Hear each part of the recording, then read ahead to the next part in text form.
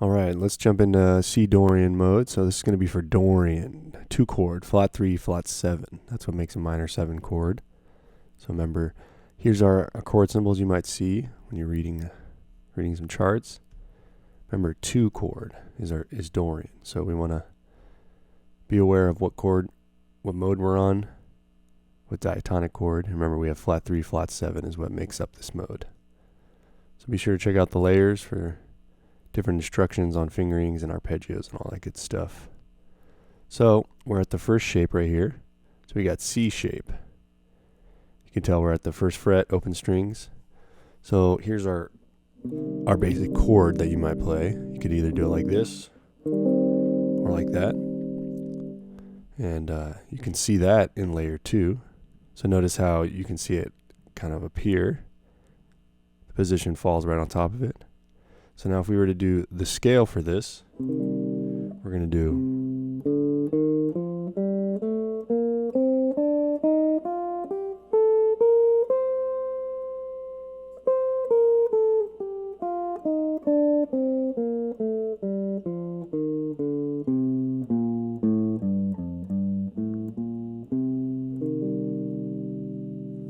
okay, now remember you can get the fingering for this in layer 6.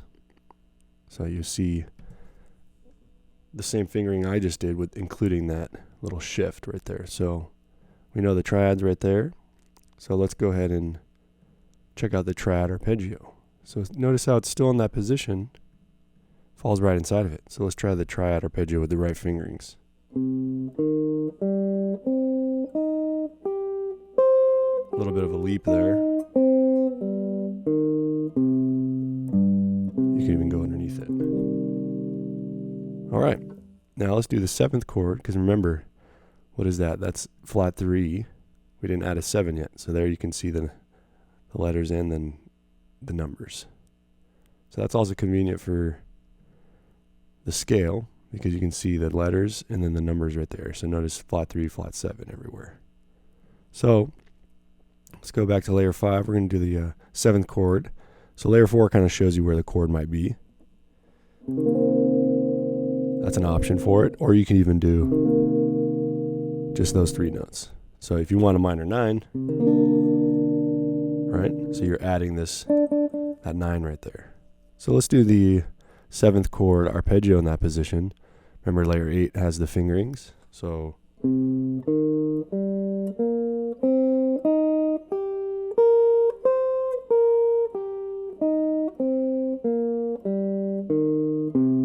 can go underneath it.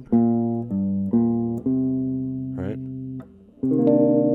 Nice minor 9 chord or minor 7. So that's the first shape. So that's what we would call C shape. Obviously it's minor though. So be sure to check that out. Now let's move on to the next position.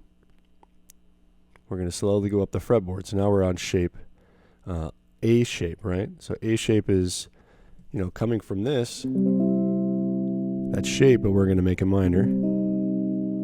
So be sure to watch the How to Play Every Guitar Chord video that I made, and that'll kind of show you how to get all the different chord qualities. So we're going to play this shape, make it C minor, 7, A shape, right? Now you can see that scale or that chord right there. You see it highlight in layer 2. So there's the triad. Okay, so now let's do the scale. Remember, layer 6 has the fingering. So let's go ahead and jump into it with the fingering. So this one has an important shift right here that you need to remember. 1-4. This is important right there. So 1-4.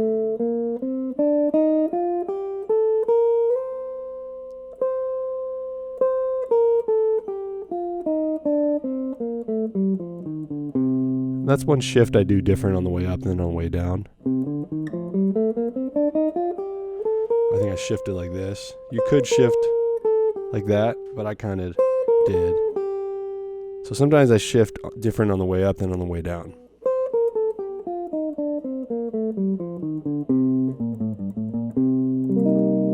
But again, when you're doing different fingerings or different shifts, they may change, but it's good to do both because it helps you establish in the moment when you're improvising whatever your line needs. You can do any of those shifts, any of those fingerings. So that's what's nice about doing both. So let's move on. We know where the triad is. We just saw that. So let's go ahead and do the triad arpeggio.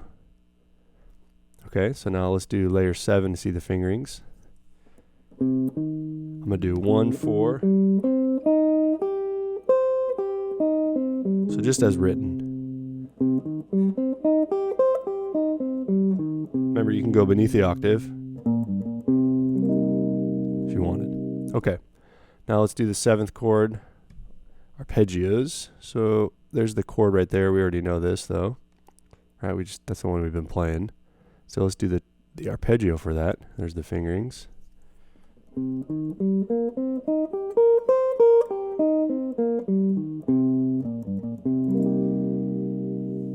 All right, so that's for the A shape. Now we're going to move on. Now the A shape has different alternate positions you can shift. These are kind of in-betweens. These are what you would start to use when you start really improvising. Now notice I have 3 different A shape positions. They're all kind of derived from this. It's just a matter of shifting and moving certain notes up. So notice how they kind of slowly move up, and there's different shiftings. And all it really is this shift either here, where you do shift,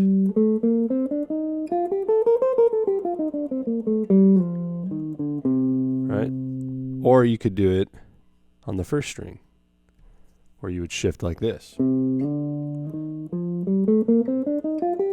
Now, why do I include this? Because this comes from this is a very physical movement, especially if you do it in major. So that's kind of where it derives from. Notice how I'm starting to play through the positions.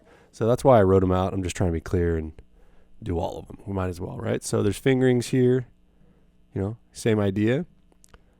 Triads kind of in the same spots, although we're slowly moving upward. So here I put what looks like a G position, right? Or E position. It's just kind of starting to overlap. That's the whole idea. So you're starting to play through everything. You're starting to move up the fretboard. So if we just go through this real quick, let's do the arpeggios. So layer 3 has the triad arpeggio. 7th has the fingerings for that. Sometimes I'll just do 1 right here. 1 finger, right? Instead of, I wrote 2 right there. That's viable, but I tend to just do 1 because of the ease of it. It's very physical to me. And notice there I just did pinky, right? So you could do 2, 3, 4. That might be proper fingering, quote unquote. But honestly, that's a lot of movement, and it's a little harder in my opinion. Not that I wouldn't do that in a certain moment.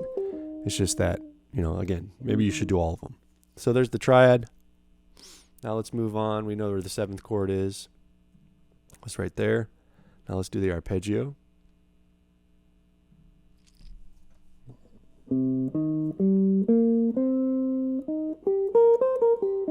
All right. Now you could do that where I kind of did 4 right there. So it's up to you. Again, you could do 1, 3 or 1, 4. That's really all that means. So it's just a matter of getting comfortable. All right, so there's that one. Now, as you would guess, the next layer or the next shape, since it's pretty much the same, just with that first shift, is pretty almost identical, right? So the fingerings, just kind of reflect that movement, but same idea. And so same thing goes for the triads. They're going to actually be the same. So you have them all. So now let's move on to the true next position, which would be our G position, G shape, right? So what we have here is what looks like a G chord, but it's minor again. So let's move this over, kind of where we're at. Now we're going to play from this C right here. So if we did the triad, just to see the chord underneath it, you would see this, right? It's kind of what we did earlier. So you would see what looks like a G chord, but minor. You could do it like this. That's kind of where that one's coming from. All right, so let's do the scale with the fingerings. So we're going to do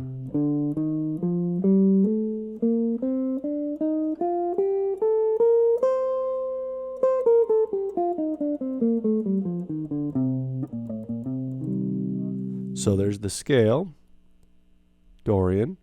Now we're going to do the arpeggio there. If you want the fingerings, remember layer 7. Whoops.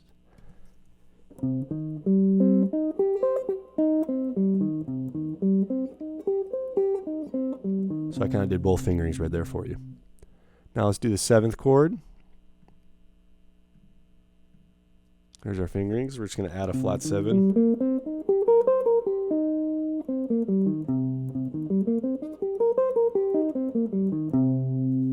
So that's the idea right there. Now if we move on to the next position, we just did G, so now we're going to be at E. So there's our E shape. Slowly moving up the fretboard again. So let's try this one. Our E shape, well, most of us know this one the best. It's the one you tend to learn first. There's our chord, right? So now let's do the scale that goes with that corresponding position. There's our fingerings. Again, the 1-4, that's important. It's going to help you play fast.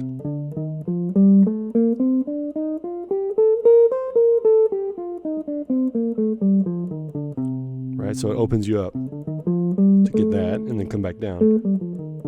So you need that natural 6.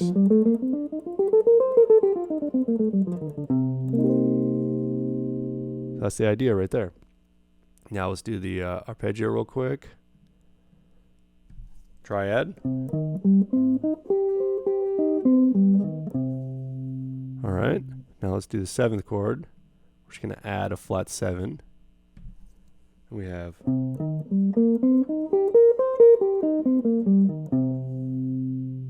Okay, cool. Let's move on. So now we're going to be at an alternate position, kind of like the A shape, right? So we can we're slowly creeping up to the 12th fret, right? We're basically on it right now. So we're moving all the way up the fretboard. So now we have C. We could, similar to the A position, you can kind of do a different shift, you know, through the position. Shift, right?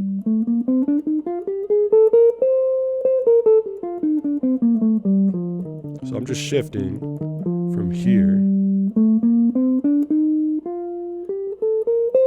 And that kind of gets you into that position. This would be kind of like a D shape, right? Because your C minor would be here. So if we look at the chord, you can kind of see it right there. It's the one I just played. Now let's do the triad arpeggio for that. And we have this. Now again, I tend to do, you could do 2-1. I tend to just do 1-1. I might have to change that. Now I did a different finger on the way up. I kind of did 3-2-4, 3-2-3. You know, there's different options. Again, in the moment, what I feel like playing. So again, it just depends on where my line is and what feels comfortable, or what would sound best and make it the cleanest option. So let's add a flat 7.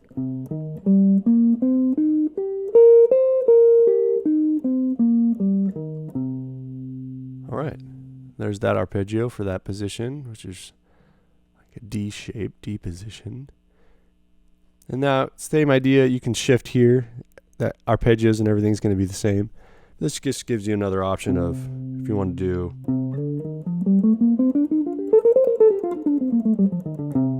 right, same arpeggios as the one up above, and then you're back at the end, right? Because once you get to here, well, now you're just repeating what you did on the first position. So notice this C shape. The C shape is going to be from the 12th fret. Now you reached it all the way where you started, right?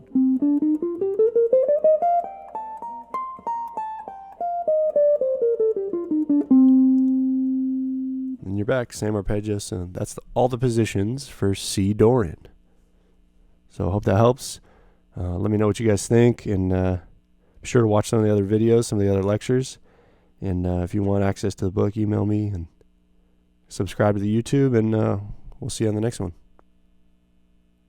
Louis Land guitar book. If you want access to this, email me. So here's the full book, all sorts of scales, every key, every mode, every arpeggio. Let's move on from scales. There's chord lectures, different things you can have access to, blues, major and minor, tunes, secondary dominance, parallel keys, so all this good stuff.